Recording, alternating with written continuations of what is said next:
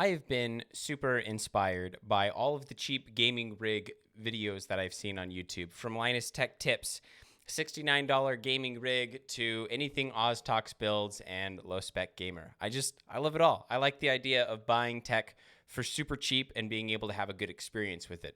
Maybe because I'm a dad, right? And I've got like kids to feed, and so I feel bad about spending a lot of money on tech and stuff like that. I don't know. Maybe that's the reason, though I'm always looking for the cheapest solution possible to just about everything. And so, anyway, I thought, well, if they're doing cheap gaming rigs, why don't I take a stab at it? And that's how the story of the $9 gaming rig came to be. Now, I know what you might be thinking. $9 gaming rig, but Jansen, I thought you said that this was a $49 gaming rig. And it's true. That's what the title definitely does say, is a $49 gaming rig. But you'll find out why it ended up being only $9. So this all starts with me going to the thrift store, because that's the best place to buy a computer, because they don't do any like market valuing of computers. They just it comes in and they're like $10 or less. And so I went to a local thrift shop, because they're all over the place here in Utah, and I bought an Optiplex GX520 for $5. This thing is ancient. It ran Windows 10. Not Windows 10. It ran Windows XP originally. So this thing is like forever old. Before Windows 10, before Windows 8, before Windows Vista, Windows XP is what this thing was running, just like forever ago, right? And so I bought this computer for $5, and I was like, let's see what we can do. So I took it home and I cleaned it up, and there was dust everywhere. Hopefully I can get some footage here of what it was like to clean this thing out, because it was an absolute monster. It was so awful. There was dust everywhere. I could physically pick up dust, and like not just wipe dust. I could pick up clumps of dust, and it was so nasty. And it was kind of hard to disassemble, and there were some things that were definitely stuck there because they hadn't been moved or touched in a decade. And so anyway, I finally got it apart. I replaced the thermal paste, put everything back on, and then saw if I could boot anything up on it. Now I had a spinning hard drive, and so I actually swapped it out for a different SSD that I had in my other emulation PC, and just wanted to see what we could accomplish with it. And the thing barely booted, barely. Everything was slow and laggy, and everything crashed, and it was horrible, and just it was awful. And so I did some research. What is in the Optiplex GX520? And come to find out, there is a single core Pentium D chip in there. And I'm like, holy crap. I don't even remember having single core computers, right? But I guess we did, because obviously this one has one, and I had a computer like this at one point in time. So I guess that was a thing back then. But I don't remember it.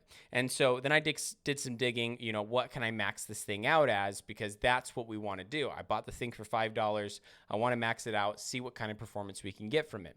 So I was able to get an Intel Pentium D820, which is a dual core 2.8 gigahertz CPU, which is twice as good as the CPU already in there. And then it already had 2 gigs of RAM, which is maxed out. Obviously, I had the SSD, which was lying around. And then I did some research and found that the best graphics card I could get for this series of processor and motherboard and everything like that was a Zotac GT610. And I got a 2 gigabyte model, because come on, if we can choose between a 1 gigabyte and a 2 gigabyte, let's go with a 2 gigabyte. And that cost me $40. The processor cost me $4, and the PC cost me $5, coming to total of $49. So I, got everything. I took everything apart, and I replaced the processor. That fit like a glove, because obviously it's a compatible processor, and that's how compatible processors work.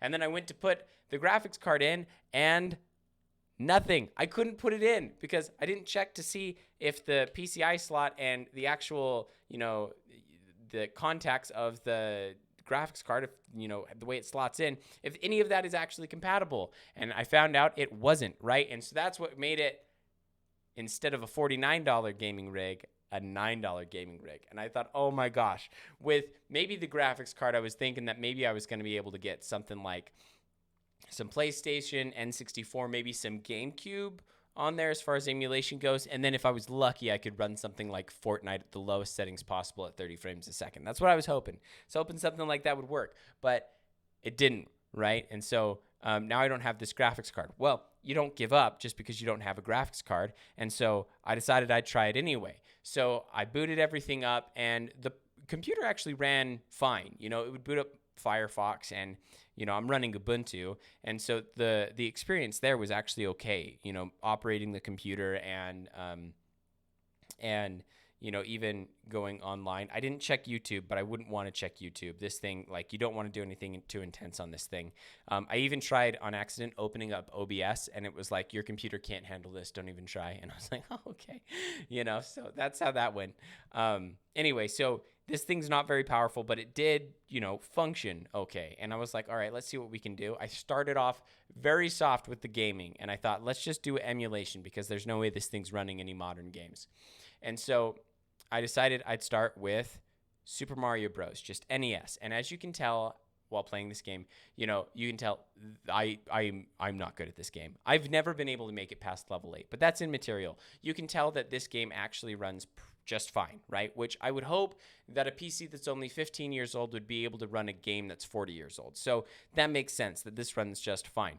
But you'd actually be surprised at, you know, at how little this thing can do. Let's go ahead and take a step up and take a look at Super Mario World, which is an SNES game. So let's take a look at that one and see how that performs. Now, initially, you might think, oh, this is running pretty fine, right? And it is playable. I have a couple of qualms with it, right? Number one, and this could just be my controller, things didn't seem to like hit correctly. I don't know. I have the cheapest controller on the planet because it came with a $40 case that I bought for my Raspberry Pi once upon a time. So, anyway, the controller just, it's not great. And so, you know, it could be that the experience is partly due to just that, but I did feel like the actual, like, moving was a little bit delayed and it was choppy. And then I don't know if you can tell in this actual video, but like, also it seemed as if it was skipping frames, you know, that it was only actually processing somewhere in the ballpark of like 20 frames a second or even less sometimes. And I was like, oh, that's not great. You know, that seems like kind of skippy and choppy. And, you know, that didn't seem awesome. And so it's playable and it's just fine. And if that's all you wanted to play, this thing would be, it's okay. You know, it's whatever. It's better than running it on a CRTV with like an old system that's going to blow up at any point in time. I think so. And especially for $9, you know, this thing's okay. And so I thought, let's take it one more step up. Let's go ahead and do some Mega Drive or Sega Genesis, depending on where in the world you're at. And I decided to run Sonic the Hedgehog 3. Now, you might notice that this thing starts to run fine, and the video sequence plays just fine from the get-go. So the screen loads, and then you have the video sequence as you start to play the game. But as soon as you start actually playing, oh my gosh, look at how unbearably slow this is. So slow. I cannot stand any of this. It is absolutely the worst. And there was nothing I could do about it. You know, I tried different emulators, and none of them were working any better. It was just awful. It was unplayable. And I was like, okay, well, fingers crossed, maybe we can get something out of like PlayStation. So I thought I'd boot up PCSXR. Oh my gosh. PCSX Reloaded, right? I thought I'd boot up that and see what happens. And when I go to run the game, nothing, just a black screen. And I even waited several minutes because I was just hoping it would work out, but it didn't. It just didn't work out. And I wasn't able to play any PlayStation, and that was rather unfortunate. So anyway, that's it. What happened, right? Would I recommend this? You could only play NES games and SNES games and I guess Atari games and other extremely retro games. And so here's the question, right? Would I recommend this thing? Would I recommend trying this, right? And is this a good experience? I would have to say no. No, it's not. This thing is freaking massive. It is so big. And, you know, yes, it's a third of the price of a comparable, you know, Raspberry Pi unit. But it's a third of the price, but it's 100 times bigger. This thing is so massive, and it's just janky, and it's huge. And it's like, yeah, can it play some games? Yes, it can play some games. Is it any good? No, it's not any good. This thing is so bad. So anyway, it was a waste of $50, but it was fun to check in and see, you know, what could I do with a $10 PC or a $9 PC? And now you know, that's what $9 of PC can do when you want to run some emulation. So if you like this video, give it a thumbs up. If you want to see more content like this, then please subscribe, and we'll see you in the next video.